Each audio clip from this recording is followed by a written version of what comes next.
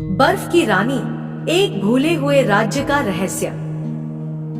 एक बार एरेंडेल के शांतिपूर्ण राज्य में बर्फ की रानी एल्सा ने अपनी अनोखी जादुई ताकतों से शांति और खुशहाली लाई।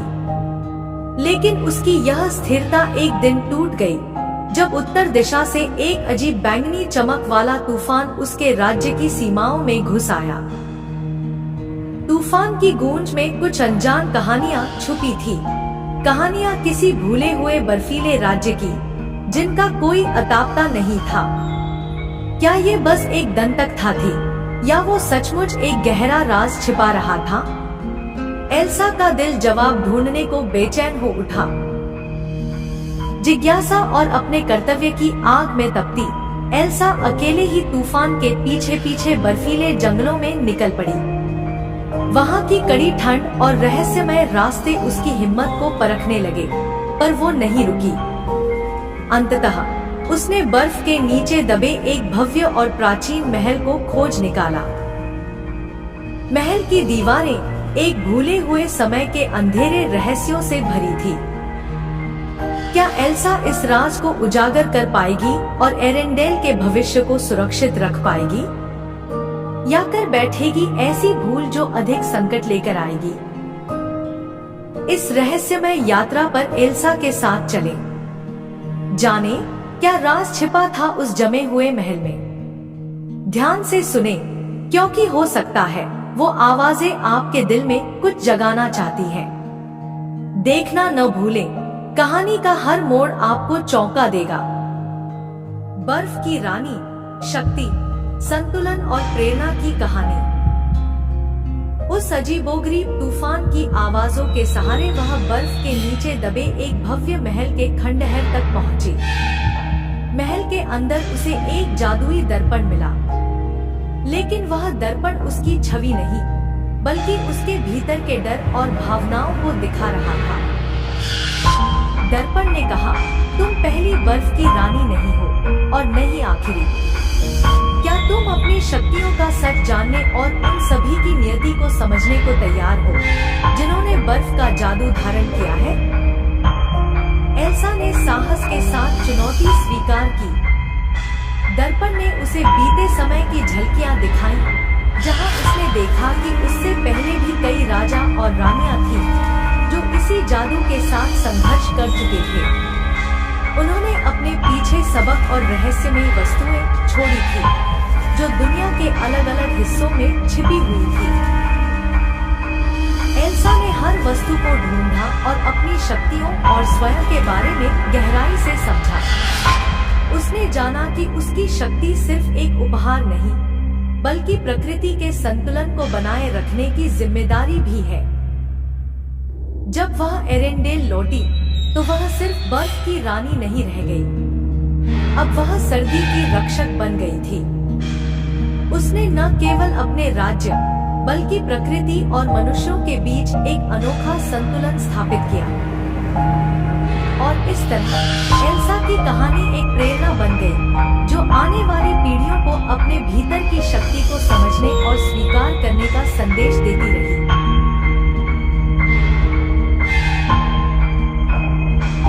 जंगल के किनारे एक गांव में एक नन्ही बच्ची अपनी माँ के साथ रहती थी। गांव के लोग उसे लिटिल रेड राइडिंग हुड बुलाते थे। जंगल के पार रहने वाली उसकी नानी ने उसके पिछले जन्मदिन पर उसे लाल रंग का हुड वाला कोट उपहार में दिया था। वो जब भी घर से बाहर निकलती, वो हुड वाला कोट जरूर पहनती थी, इसलिए उसका नाम लिटिल रेड राइडिंग हुड पड़ गया था। एक दिन उसकी माँ को खबर मिली कि लिटिल रेड राइडिंग हुड की नानी बीमार है।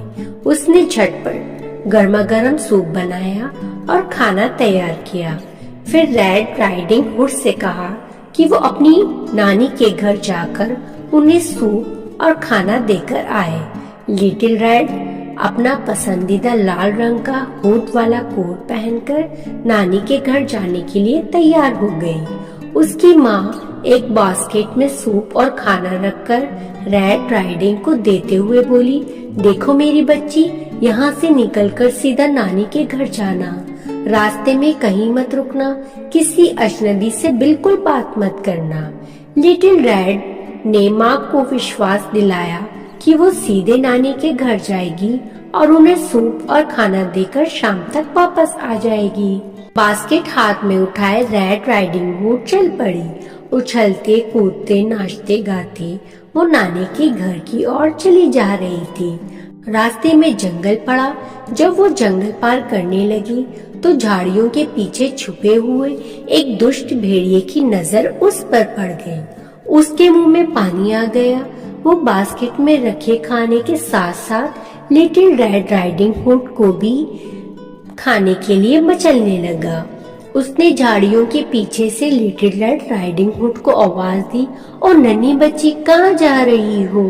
लिटिल रेड ने पलट कर देखा तो झाड़ियों के पीछे खड़े भेड़िए को देखकर डर गई। लेकिन भेड़िया बहुत चालाक था।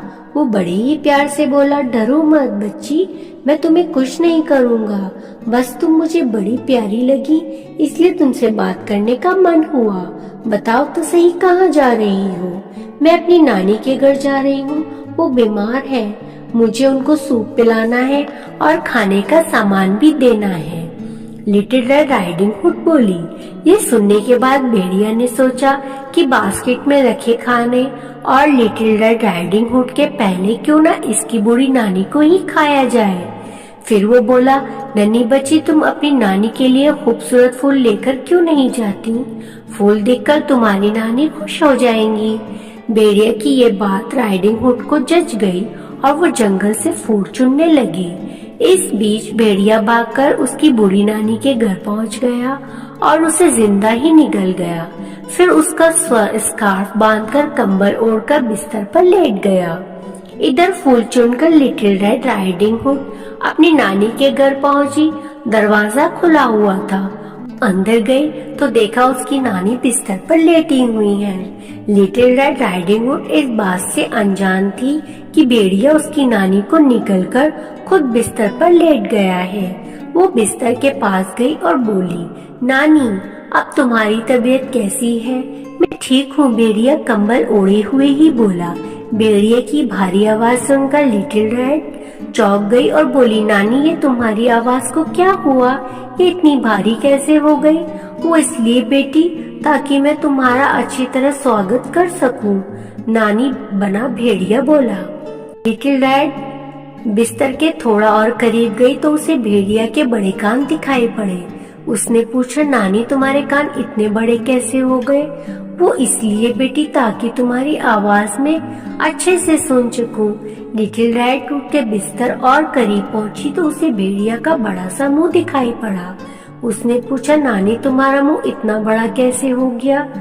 वो इसलिए ताकि मैं तुम्हें अच्छे से खा सकूं, कहकर भेड़िया ने कंबल फेंककर लिटिल रेड को अच्छे से पकड़ लिया। लिटिल रेड भेड़िया को देखकर चिल्लाने लगी, लेकिन भेड़िया उससे जिंदा निकल गया। पेट भरकर जाने के बाद भेड़िया बिस्तर पर लेट गया और कुछ देर बाद सो गया। इधर जंगल में एक लकड़हारा लकड़ियां काट रहा था। उसने लिटिल रेड हुड के चिल्लाने की आवाज सुन ली थी। वो मदद के लिए वहाँ पहुंचा तो उसने देखा कि एक भेड़िया खर्राटे मारते हुए बिस्तर पर सो रहा है। भेड़िए का फूला हुआ पेट देखकर उसे शक हुआ। उसने कुल्हाड़ी से उसका पेट चीर दिया। अंदर से लिटिल रेड राइडिंग हुड और उसकी नानी बाहर निकल गए। फिर लकड़हारा बाहर से कुछ पत्थर ले आया और उसे भेड़िया के पेट में डाल दिया। लिटिल रेड राइडिंग हुड और उसकी नानी ने भेड़िया का पेट सिल दिया। फिर वो तीनों छुप गए। कुछ देर बाद भेड़िया उठा। उसे बहुत ही जोरों की प्यास लग रही थी। प्यास बुझाने वो नदी की ओर जाने लगा। लकड़हारा उसका पीछा करने लगा। नदी पहुंचकर भेड़िया जैसे ही पानी पीने के लिए झुका, पत्थरों के बोझ के कारण खुद को संभाल नहीं पाया और नदी में गिरकर डूब गया। लकड़हारे ने जाकर लिटिल रेड हुड और उसकी नानी को भेड़िए के नदी में डूबने की बात बताई। दोनों ने लकड़हारे को धन्यवाद दिया, क्योंकि इसकी वजह से उन दोनों की जान बच पाई थी। लिटिल रेड हुड को एहसास था कि माँ की बात न मानने के कारण आज उसके साथ उसकी नानी को भी जान बन पाई थी। उसने फैसला किया कि वो हमेशा बड़ों का कहना मानेगी। बार की बात है, एक राजा और एक रानी के रियासत में ठंड के मौसम में एक सुंदर महल था।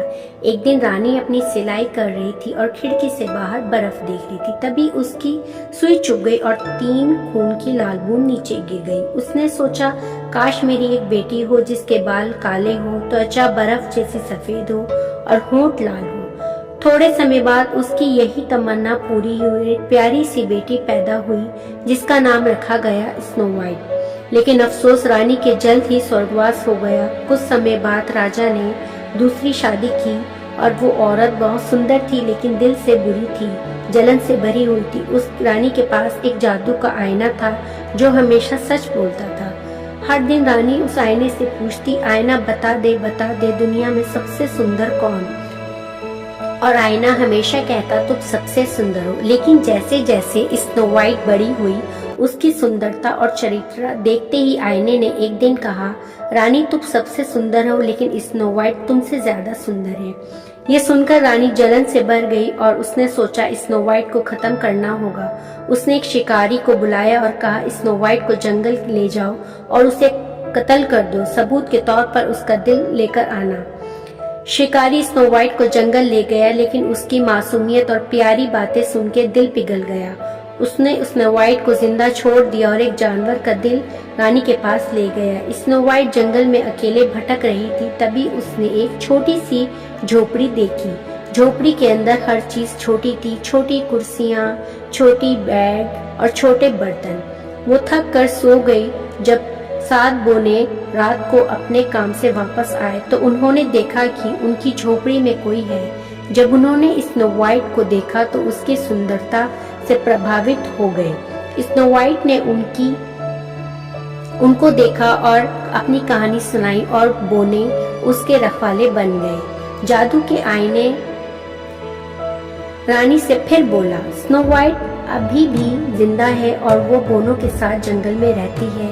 रानी ने स्नो वाइट को मारने के लिए अलग अलग प्लान बनाया।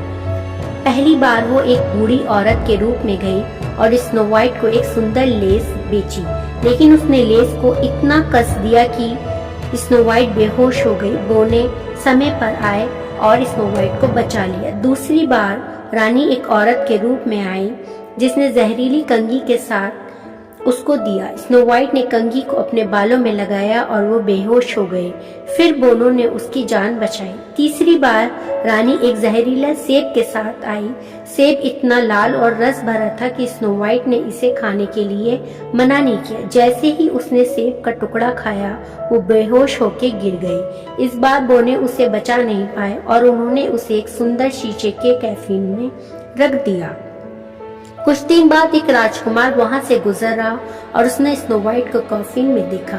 उसकी सुंदरता देखकर वो उससे बोनों से पूछता और महल में ले के जाने की उनसे इजाजत मांगी। जब बोनों ने उसे दिया, जब कॉफिन उठाने लगा, तभी एक झटके में स्नो वाइट के गले से सेब का टुकड़ा निकल गया और स्नो वाइट सही सलामत वापस जिंदा हो गई। राजकुमार और स्नो वाइट ने एक दूसरे से देखा और प्यार भरी बातें और शादी करने का फैसला किया। शादी की खबर सुनकर रानी जादू के आईने से पूछती है, आईना बता दुनिया में सबसे सुंदर कौन?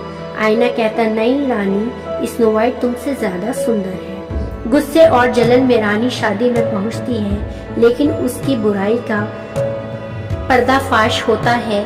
उसे सजा मिलती है और स्नो वाइट और राजकुमार खुशी खुशी जीवन व्यतीत करने लगते हैं। ये कहानी हमें सिखाती है कि भलाई और मासूमियत हमेशा जीतती है और बुराई का अंजाम हमेशा बुरा होता है। एक बार की बात है, टॉवर से आजाद होने के बाद रूपांजल अब एक राजकुमारी बन चुकी थी। उसके सुनहरे बालों का जादू तो अब खत्म हो गया था, लेकिन उसके दिल की चमक अब भी पहले जैसी थी।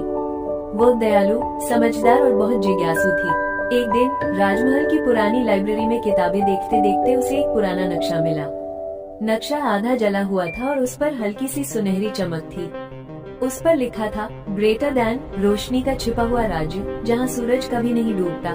रूपांजल ने सोचा, क्या सच में ऐसा कोई राज्य हो सकता है? उसने अपने दोस्त राजकुमार आर्यन को बुलाया और कहा, चलो इसे खोजते हैं। दोनों ने एक लंबी यात्रा शुरू की। वे धुंध से ढके जंगलों से गुजरे, चमकती नदियों को पार किया और उन पेड़ों के बीच से निकले जिनकी पत्तियां रात में जगमगाती थीं। रात को रूपांजल के बाल हल्के हल्के चमकने लगे। उसे एहसास हुआ कि शायद उसके अंदर की रोशनी उन्हें रास्ता दिखा रही थी। कई दिनों की यात्रा के बाद वे पहुँचे एक रहस्यमय गुफा के भीतर, जहाँ पूरी एक नगरी बर्फ जैसे क्रिस्टल में जमी हुई थी। लोग वहाँ पत्थर बन चुके थे और बीच में एक चमकता हुआ मुकुट रखा था। तभी एक हल्की आवाज आई, ग्रेटर दैन, जो दिल से उजला है वही इस राज्य को जगाएगा। रूपांजल ने हिम्मत से वो मुकुट उठाया। उसके बाल अचानक सुनहरी रोशनी से जगमगा उठे। पूरा राज्य चमक उठा। लोगों की आंखें खुली, क्रिस्टल पिघले और जीवन लौट आया। एक प्राचीन रानी उसके सामने आई और बोली, तुम हमारे प्रकाश की वंशज हो। तुम्हारी हिम्मत ने हमें फिर से जगाया। रूपांजल मुस्कुराई। उसे अब समझ आया कि उसका असली जादू उसके बालों में नहीं, उसके दिल में था। वंशी, असली जादू हमारे अंदर की अच्छाई और हिम्मत में होता है। प्यार से रानी रहती थी वो ऊंचे टावर में जानी, लंबे बाल थे सोने जैसे, हवा में उड़ते रेशम जैसे। ओ पंजल मुस्कुराओ जरा, सपनों की दुनिया में चलो जरा।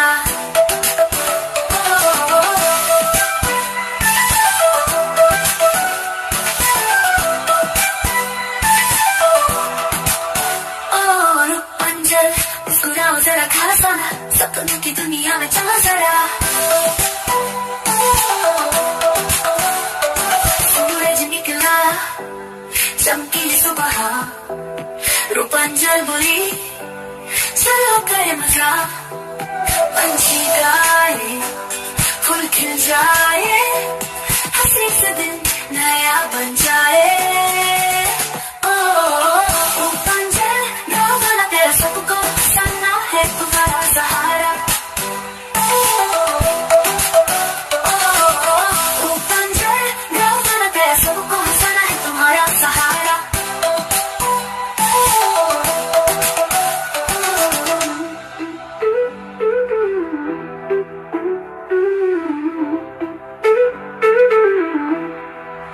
रात में तारे टिमटिमाए, रूपांजल बालों को झुलाए, बालों से बने सोने की झरना देखे जिसने, बोले क्या सुंदर सपना।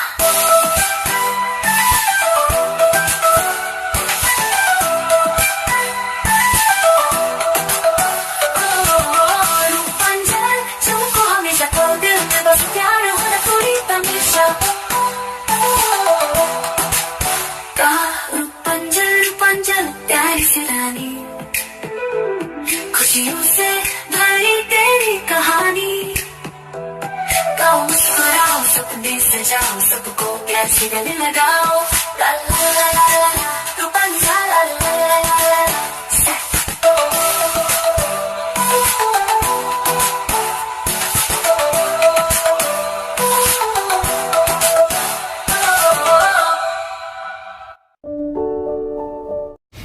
बहुत पहले की बात है, जब सुबह की हवा फूलों की खुशबू से भरी होती थी और रात को आसमान सितारों से चमक उठता था। एक प्यारी सी लड़की रहती थी। उसका नाम था परी। वो गांव के किनारे एक छोटे से प्यारे घर में रहती थी, जहां कभी हंसी और प्यार की आवाज गूंजती थी। परी की माँ उसकी पूरी दुनिया थी। उनकी आवाज में प्यार था और आंखों में सिर्फ अपनी बेटी के लिए सपने। हर रात माँ परी को सुलाते हुए कहती, बेटा, जिंदगी बदल सकती है, पर अपना अच्छा दिल कभी मत खोना। परी माँ की बातों को दिल में बसा लेती थी। एक दिन परी की माँ बीमार पड़ गई। घर जो हमेशा रोशन रहता था, वो धीरे धीरे खामोश हो गया। कुछ ही वक्त बाद माँ सितारों के पास चली गई और परी ने पहली बार दर्द महसूस किया। जाते वक्त माँ ने मुस्कुराते हुए कहा, वादा करना हमेशा अच्छी रहना। परी ने वादा कर लिया। माँ के जाने के बाद पापा ने कोशिश की कि परी को फिर से परिवार मिले, इसलिए उन्होंने दूसरी शादी कर ली। पर नई माँ और उनकी दोनों बेटियां प्यार नहीं, सिर्फ ठंडक लेकर आए। पापा काम के लिए अक्सर दूर रहते और परी अपने ही घर में अकेली पड़ गई। दिन भर काम, रात भर थकान। पर परी ने कभी शिकायत नहीं की। उसका दिल आज भी वैसा ही नर्म था। जब बातें कहने को कोई नहीं होता, परी चिड़िया और चूहों से बात करती। वो यूं सुनते, उसके पास बैठते, जैसे कह रहे हो तुम अकेली नहीं हो। रात को परी खिड़की से आसमान देखती और धीरे से कहती, माँ मैं कोशिश कर रही हूँ। एक सुनहरे दिन महल से संदेश आया, राजकुमार की रॉयल पार्टी, पूरे शहर की लड़कियों को बुलाया गया। स्टेप सिस्टर्स खुशी से उछालने लगी। परी चुपचाप देखती रही, उसका सपना फिर से अधूरा रह गया। जैसे ही आंसू जमीन पर गिरे, एक नर्म सी रोशनी चारों तरफ फैल गई। एक फेरी सामने आई और प्यार से बोली, परी अच्छा दिल कभी हारता नहीं। जादू हुआ, कद्दू बना शानदार गाड़ी, चूहे बने घोड़े, पुराने कपड़े बने चमकता ड्रेस, पुराने जूते बने शीशे के जूते। बस एक बात याद रखना, 12 बजे से पहले लौट आना। महल में जैसे ही परी ने कदम रखा, हर नजर वही रुक गई। राजकुमार ने उस देखा और इस पल में कुछ खास महसूस किया। डांस, हंसी, रोशनी, परी को लगा जैसे वो किसी कहानी का हिस्सा बन गई हो। घड़ी ने जैसे ही 12 बजाए, परी का दिल घबरा गया। वो भागी और सीढ़ियों पर एक ग्लास स्लीपर छूट गया। राजकुमार ने यूज उठाया और दिल ही दिल में कहा, मैं इसे ढूंढ कर रहूंगा। अगले दिन ग्लास स्लीपर पूरे शहर में ट्राई हुआ, किसी को फिट नहीं आया जब तक परी सामने नहीं आई। जैसा ही उसने स्लीपर पहना, वो बिल्कुल ठीक फिट आ गया। अस्पताल सब कुछ सच हो गया। परी महल चली गई, सिर्फ प्रिंसेस बनने के लिए नहीं, पर इसलिए भी कि वो प्यार और दया की मिसाल थी। उसने सबको माफ किया और अपनी माँ की सिखाई हुई बातों को कभी नहीं भूली। सितारों की तरफ देखकर वो मुस्कुराई। उसका सपना पूरा हो चुका था। अच्छा दिल, सब्र और विश्वास हमेशा अपना रास्ता बना लेते हैं।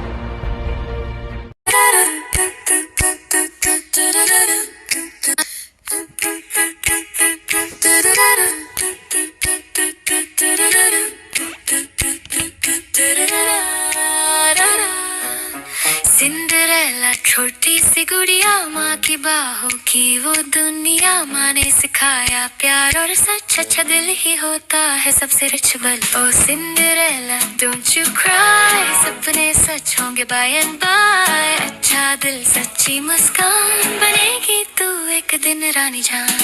एक दिन माँ दूर चली गई, आंखों में बस यादें रह गई, पर माँ की बात दिल में बसी। मुस्कान उसने कभी ना छोड़ी, काम ही काम दिन और रात, फिर भी होठों पर थी बात। मैं स्ट्रॉन्ग हूँ, मैं हारूंगी नहीं, दिल में उम्मीद कभी मरी नहीं। Oh Cinderella don't you cry, stars will shine in your sky. अच्छा दिल सच्चा प्यार ले जाएगा तुझे उस पार।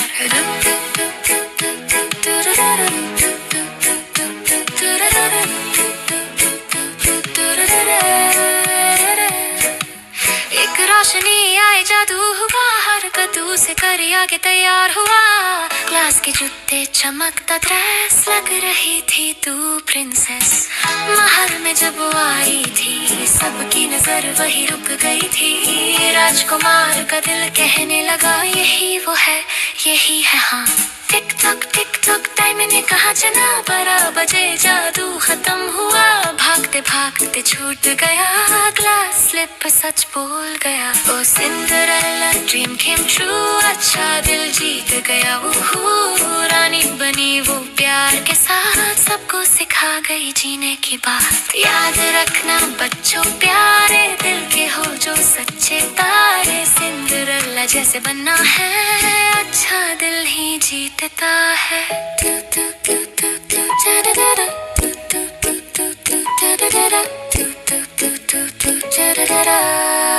da